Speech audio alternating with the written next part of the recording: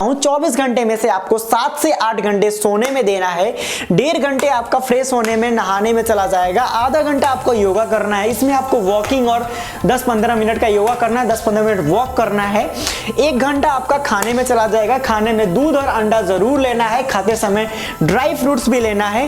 ये टोटल हो गए 10 से 11 घंटे, मैंने इसको 12 घंटे मान लिया।